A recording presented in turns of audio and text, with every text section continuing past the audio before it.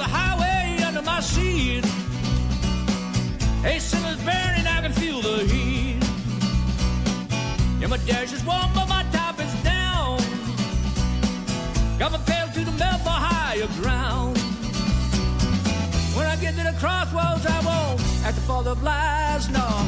I'll act the four angels.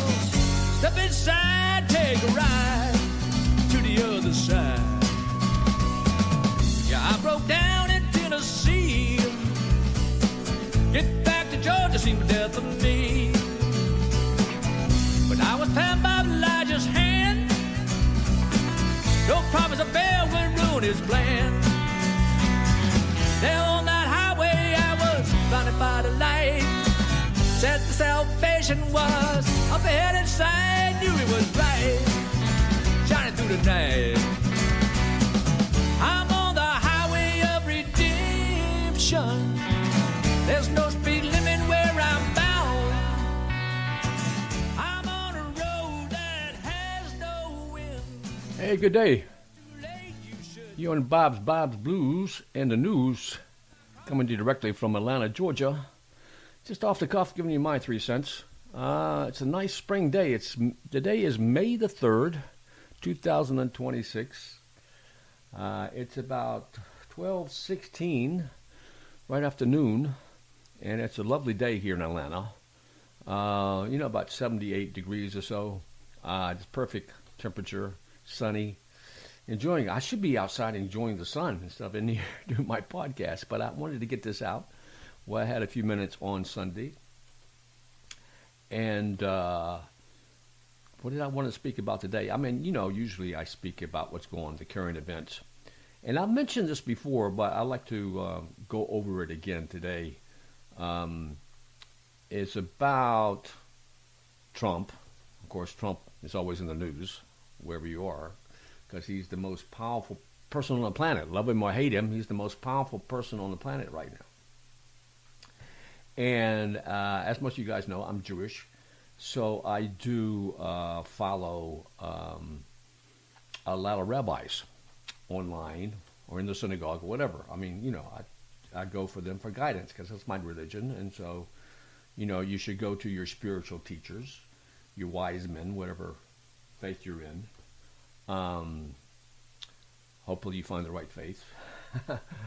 All faiths let me say this right off the bat. There are many ways, this is my personal opinion, but I'm not the only one with this opinion. There are many ways to heaven, okay? I'm getting a little spiritual here. Since it's Sunday for the Christians, and I just had my Saturday yesterday, where I went to synagogue, so I'm in a sort of a spiritual mood. So there are many, many roads to heaven. That's not only one way. I know a lot of Christians believe, you either believe in Jesus as the Son of God or you're going to hell.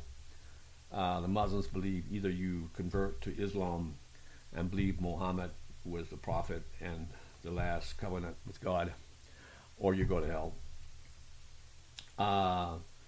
But in Judaism, there's no such concept where you have to be a Jew to go to heaven. You can be whatever you want to be. I mean, obviously, it's the whole idea is to believe in one God and not many gods. So the God of the Jews does not like idols, does not like adultery either. Idolatry or adultery, he doesn't like. But the whole concept, it says there's one God encompassing everything, the good and the bad. That's not bad for us on that side and the good for us on the other side. It's only God. And I'm not getting into how do you understand the devil and the evil forces. Basically, it's free will, if you want to make it simple. But the whole idea that we're living in biblical times, I believe many people believe that, whether you're a Christian, Muslim, or Jewish, or whatever. There's so much going on today in the world, so many changes, so much intrigue, so much corruption, so much hate. We've got AI coming up where the robots might take over any day.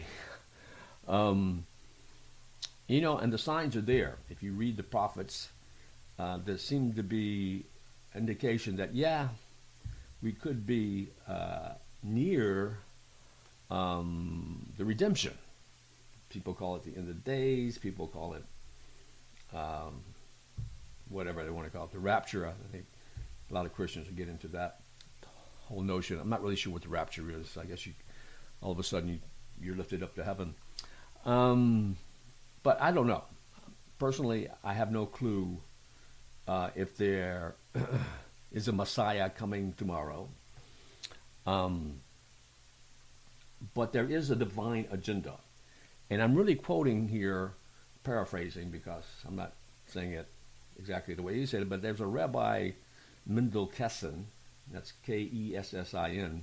You can look him up on YouTube online.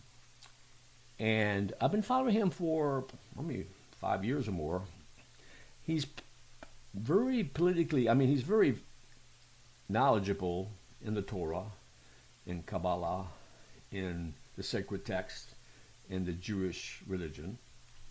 But he's also very much aware of what's going on around him politically in the geopolitical world. And he has this whole idea, this notion that Trump is a figure, a character that's playing a major role in the redemption process, this whole process where we're trying to get to redemption. We all want to be redeemed one way or another, right? But God has a plan for this. And Kessin believes that actually Trump is a symbol, reincarnation. There's another term for when you have the same soul as somebody else in the past. And they believe that Kessin believes that Trump has the same soul as Esau in the Bible, or as maybe Marcus Aurelius, who was a Roman general who converted to Judaism. He has the same soul, or the same type of soul. And he represents this part of Esau that was prophesied. Remember in the Bible that it was prophesied that when Rachel had in her stomach both Yaakov and Esau, how you ever want to pronounce it, the Hebrew or the English way, they were fighting. And of course, I think Esau came out first. He grabbed his foot and he came out first. But yet, Yaakov was the firstborn. Or was it the other way around? Yaakov was the firstborn.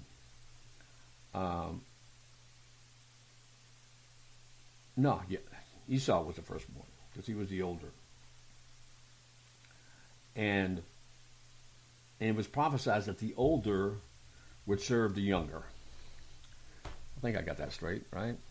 The older would serve the younger. And it was prophesied because there was a struggle between these two characters, between Yaakov and Esau.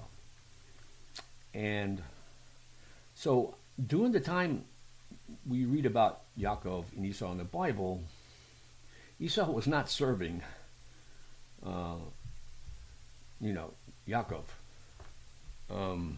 Esau was doing everything to hinder Yaakov. And remember, Esau gave up the birthright, being the firstborn, to Yaakov. And ever since then, he didn't really care about the spiritual path. He was more into the pleasures of the world. And he married out of the Jewish faith. And so he gave Yaakov a hard time. They did meet up, but they were, there was a lot of tension between the two. But this whole idea, this whole prophecy that the older would serve the younger, that Esau would serve Yaakov, didn't happen back in the previous days, in the biblical age, the previous biblical age. So when is it going to happen that Esau is going to serve Yaakov? At the end of days. And that's where we see the good side of Esau coming on the stage. And Rabbi Mendel sees Trump as this good side of Esau that's now helping Yaakov. And it's funny, where just the last week, Trump was mentioning how working with Israel in this whole war with Iran, they were on the same page and they felt like brothers. Indeed, they are brothers, and it goes back to the story of Esau and Jacob. And Trump is actually the good side of Esau, and that at the end of days he will help his brother, as he is now doing with Iran. And there's a mention of Persia, if you look at Ezekiel, being involved in this last, of course Persia is Iran, being involved in this last war before the redemption. Now you can take this with a grain of salt, or you can believe there's something really to it. But I found it fascinating listening to Rabbi Kessin about this whole scenario. So he was saying that Trump would be reelected in the last election because he knew he had to come back to help Yaakov, to help Israel. But recently he was a little disturbed by the fact that Trump has yet to really put down the evil regime in Iran. Because this regime, the Ayatollahs, the IRGC, they represent an attitude of people. Of course, the rabbis say they don't know who Amalek is. I'm talking about Amalek because if you go back in the Bible again, you'll remember that Amalek attacked the Jews when they were on the way out of Egypt, when they were in the desert, basically. And they came up behind them and sort of killed or wounded a lot of the weaker members who were straggling behind.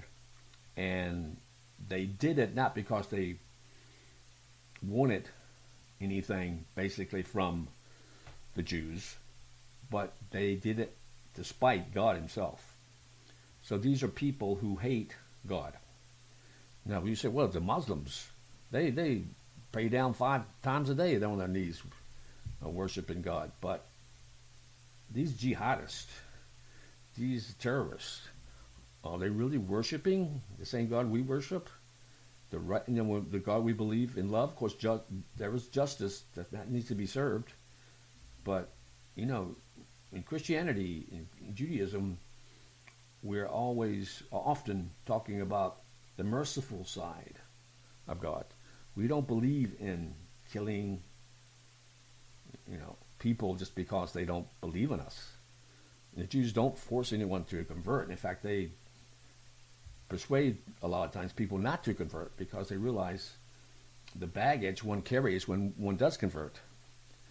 And to do so officially, among the Orthodox anyway, it takes several years, usually. And it takes serious commitment because there are 613 mitzvahs, they call, laws you have to follow, even though a lot of them had to do with the temple back in the day. But still, it's a big commitment. You have to keep Shabbos, kosher, kosher food. So it's a lot of stuff you sacrifice for the sake of Hashem, for the sake of heaven. And that's the whole reason for the Jews to be here, is for the sake of heaven, to bring the divine down into the profane. And of course, not all the Jews think that way, because the majority of Jews are not religious. I think maybe only 15-20% are more or less religious. So many Jews do not believe that, and that's why a lot of Jews are on the left even some who are Orthodox on the left, unbelievably so, but it's a history that goes with that. But the thing is that the Orthodox represent Yaakov, and the majority of the politics right now is on the side of Yaakov. It's on the side of good. I'm talking about the politics. Of course, it's the left in Israel as is the left in America that's fighting against these traditional values. But those who stick to traditional values are on the side of Yaakov. And those Christian Zionists and those who, I'm not talking about Candace Owens, of course, or Tucker Carlson, but those who support Israel are on the side of Esau, because Esau represents basically Rome, the Western world, because what we have today basically grew out of Greece and Rome. So the Western world is represented by Esau, and the bad side is represented by the bad side of Esau, like it was back in the day, and the good side of Esau is represented by the Christians, the traditionalists today who do support Israel and do believe that the Jews should have their homeland back, and so basically do support the Zionist movement, because Zionism basically is just the belief that the Jews should have their own homeland, their ancestral homeland back. So, but Kessin was upset that he hasn't yet, anyway, as of today, has not yet finished off the Muslims, the jihadists, the RGC, the mullahs in Iran, because they have a lot of blood on their hands. And when Trump said, go back in January or February, whenever it was, go out in the street, I got your back. And they went out there and 35, 40,000 people were massacred. Trump did not right away bring down the hammer, So Kessin feels like he has to do that if he doesn't want to have blood on his hands. And maybe he already does, because, I can understand why he was hesitant about bringing troops on the ground, getting too bogged down for into a forever war, as his critics would say. So I understand the pressure on him to do certain things, but he has to realize these people in Iran, this regime is, and this goes for Hamas, Hezbollah as well, are 300% evil, and they have to be annihilated completely. As long as there's one Arab left, one of these jihadists left, he's going to raise his hand and say, well, I'm still here, so we won the war, no matter what we think. They are going to refuse to give up. They're going to refuse to admit they are wrong, because they are bent on destroying the world, basically. It's because they believe they have to bring their 12th Imam back, the Mahdi, their Messiah. But in order to bring their Messiah back, everybody has to convert to Islam. So if you don't convert, you're annihilated or enslaved or something.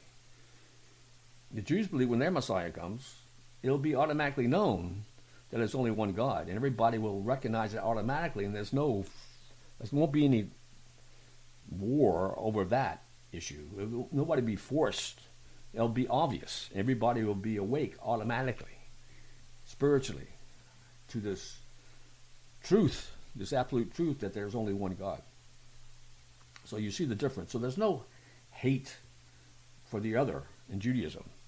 I mean, the Jews want, even their enemies, they would rather have the enemies repent, go on the side of light, than to stay in their evil ways, in their dark ways. And the only solution then, if they refuse to see the light, they have to be annihilated, because Amalek has to be, and in fact it's in the Torah. The rabbis say we don't really know who Amalek is, but you can sort of guess the attitude. Hitler, it was Amalek. if you remember the story of Esther in the Bible, Haman, who wanted to destroy the Jews back then, but finally it's Persia as well. I mean, actually it's Persia as well. In the story of Esther, they wanted to totally annihilate the Jews, like the Islamists today. So unless they come back and realize the mistake they've made, and they seldom do, you have to annihilate Amalek. So we had to annihilate Hitler and the Third Reich. And it's funny that Muslims just picked up where Hitler left off. I mean, we have to realize that the Islamists during the time of Hitler supported Hitler. In fact, there's a famous imam from Palestine, from that part of the world, even before we started talking about Palestine, who was in Jerusalem, an Arab leader, I forget his name right off the bat, but he told Hitler, you're going to have to do a better job. You're not killing the Jews fast enough. So the Islamists have just picked up where Hitler left off, and it's been going on ever since the end of the Second World War. The Muslims basically have been fighting the West for 1,400 years, so it's nothing new. But I think we might be reaching a point, if Trump carries out what he needs to do and not be like King Saul. Remember King Saul in the Bible, and God abandoned him because he, at that time, did not totally wipe out Amalek. He saved the king for a while. I think they took some of the animals and stuff from that terrible regime, and God was not happy. And that's why you have King David come along. So they have to be totally annihilated. That's the only solution. Anyway, I'm getting a phone call, which I will call back later. But I just wanted to get that out today and put it on record that there is a divine agenda. And whether you really believe what Rabbi Kessin says is true or not, you can take it with a grain of salt, but it is something to think about. Anyway, you're on Bob's Blues and the News. And hey, I'll see you next time.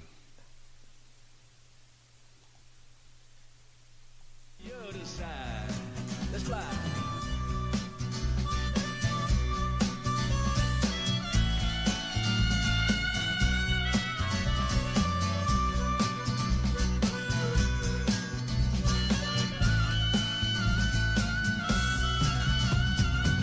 On that crossroads I was blinded by the light.